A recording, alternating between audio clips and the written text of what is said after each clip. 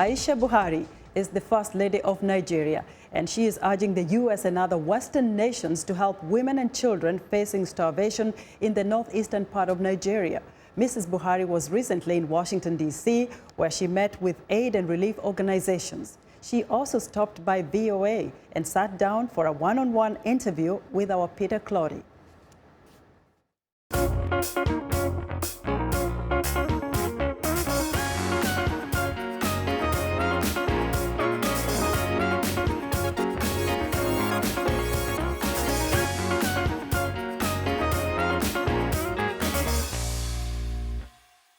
So how does it feel to be the First Lady of Nigeria, the mother of the nation as they call you? Yeah, maybe before it may sound exciting being the First Lady, but when you are really into it, you know that it's very stressful. No more excitement, I think. I know there's no official, title or office, yeah. But how challenging is it?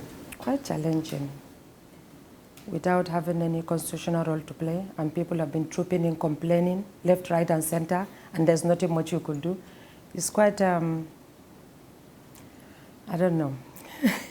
Well, you know how difficult it's been for Nigeria when it comes to Boko Haram, although significant achievements have been made when the military launched different offensives, followed by instructions from your husband, Mr. President. Chibok girls were abducted. It's been over 2 years now. When you meet their parents, what do you tell them?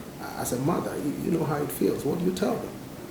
It's quite emotional meeting them, and all of us are mothers. We feel their pain, and in the process of making them feel a bit comfortable before the girls will be rescued, I wrote my book 2 years before my husband came to power. I wanted to sell it and use the proceeds to establish a health farm. And because of what happened, and I feel for them, I decided to give the proceeds to make the parents feel a bit comfortable and also to show them how much we care for them. I heard you have a passion of educating adults. Yeah. What efforts are you making to revive that? Already we have Adult Education Commission. That's a government agency that's established mainly to take care of adult education or to educate adults. And we see that the root causes of all these crises, unrest is a lack of education. So that's why I'm now working with the agency and the Ministry of Education to make sure that we revive the adult education centers that we used to have in villages. And I'm sure by the time we revive them, it will make a huge difference in the society. What about the women empowerment in Nigeria? I know you're passionate about that. What about it? How are you going about doing it?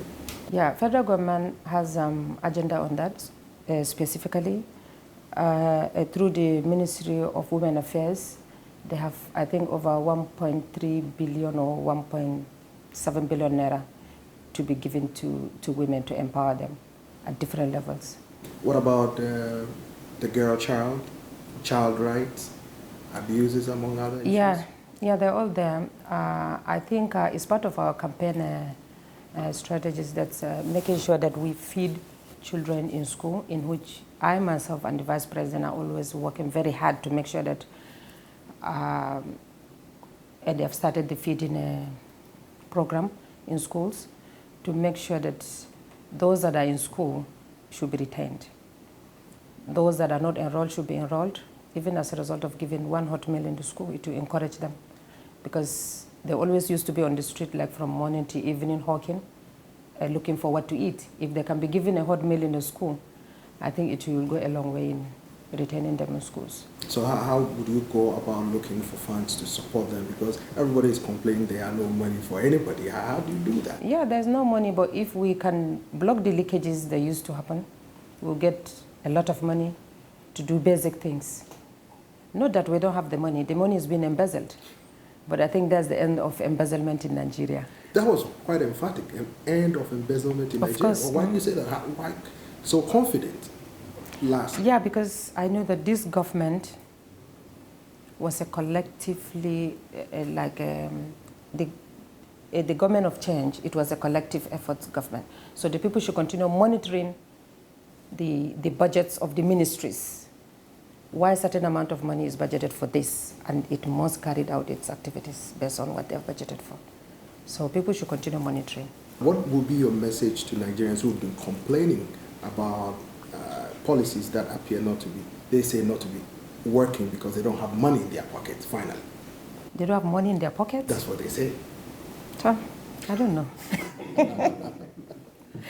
I'm not sure of that. I'm not a government official, but I think if people can stand up for their rights to make sure that the money budgeted for certain projects are being used for that purpose, I think it will bring the, an end of, what do you call it, corruption? When we tackle corruption, I think our problems are solved. Thank you very much. Thank you. Thank you.